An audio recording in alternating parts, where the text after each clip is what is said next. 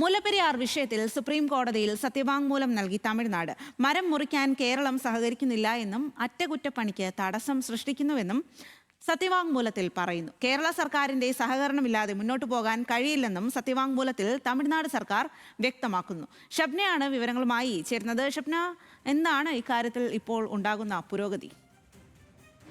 മുല്ലപ്പെരിയാറിലെ അറ്റകുറ്റപ്പണിയുമായി ബന്ധപ്പെട്ട ഹർജിയാണ് സുപ്രീം കോടതിയുടെ പരിഗണനയിലുള്ളത്. ഈ ഹർജിയിലാണ് ഇപ്പോൾ തമിഴ്നാട് സർക്കാർ സത്യവാങ്മൂലം സമർപ്പിച്ചിട്ടുള്ളത്. കേരളം ഈ അറ്റകുറ്റപ്പണിക്ക് സഹകരിക്കുന്നില്ല എന്ന കുറ്റപ്പെടുത്തലാണ് സത്യവാങ്മൂലത്തിലുള്ളത്. പ്രത്യേകിച്ച് യന്ത്രസാമഗ്രികൾ കൊണ്ടുപോകാൻ വേണ്ടി ഈ അറ്റകുറ്റപ്പണിക്കായി സാധനങ്ങൾ എത്തിക്കണം. അതിനായി മരം മുറിക്കാൻ കോടതി തന്നെ നേരത്തെ അനുമതി നൽകിയിരുന്നതാണ്. എന്നാൽ കേരള സർക്കാർ ഇതുമായി സഹകരിക്കുന്നില്ല. അതുകൊണ്ട് അറ്റകുറ്റപ്പണികൾ ഒന്നും തന്നെ നടത്താൻ സാധിക്കുന്നില്ല. ബേബി ഡാമിൻ്റെ അടക്കമുള്ള പണികൾ നടത്താൻ തമിഴ്നാടിന് സാധിക്കാത്തത് കേരളം സഹകരിക്കാത്തത് കൊണ്ടാണ്. മറ്റൊന്ന്, ഈ വെള്ളപ്പൊക്കം അതോടൊപ്പം തന്നെ മഴ മുന്നറിയിപ്പുകൾ അതൊന്നും തന്നെ തമിഴ്നാട് സർക്കാരിനെ അറിയിക്കുന്നില്ല. കേരളം ഒരു രീതിയിലും സഹകരിക്കുന്നില്ല.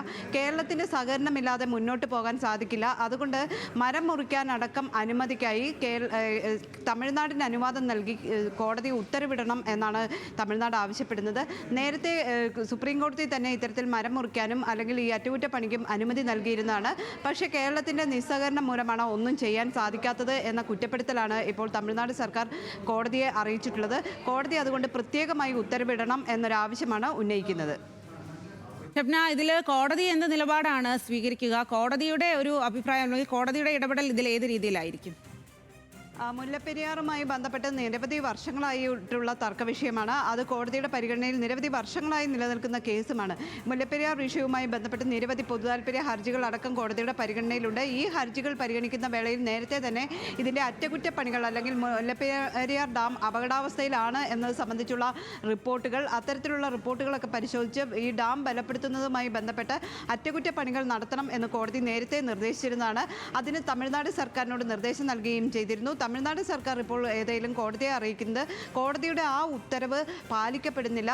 കാരണം കേരളത്തിൻ്റെ നിസ്സഹകരണമാണ്. കേരള സർക്കാർ സഹകരിക്കാതെ ഇതുമായി ബന്ധപ്പെട്ട് തമിഴ്നാടിന് ഒന്നും ചെയ്യാൻ പറ്റില്ല എന്നാണ്. ഏതായാലും കോടതിയിൽ പുതിയ ഉത്തരവ് വേണം എന്നാണ് തമിഴ്നാട് ആവശ്യപ്പെടുന്നത്. ഇനിയിപ്പോൾ ഹർജി പരിഗണിക്കുമ്പോൾ തമിഴ്നാടിനായി പ്രത്യേകമായി ഉത്തരവിടുമോ എന്ന കാര്യത്തിൽ നമുക്ക് വ്യക്തതയില്ല. ഏതായാലും നിരവധി വർഷങ്ങളായി ഇത്തരം ഒരു തർക്കം കോടതിയുടെ പരിഗണനയിൽ ഉള്ളതാണ്. ശരി ഷബ്ന, എന്തായാലും ഇക്കാര്യത്തിൽ മുല്ലപ്പെരിയാർ വിഷയത്തിലാണ് തമിഴ്നാട് സർക്കാർ ഒരു സത്യവാങ്മൂലം നൽകുന്നത്. അതിൽ കേരളത്തിനെതിരെ ചില ഭാഗങ്ങളുമുണ്ട്. ആ വിവരങ്ങളാണ് ഷബ്ന നൽകിയത്.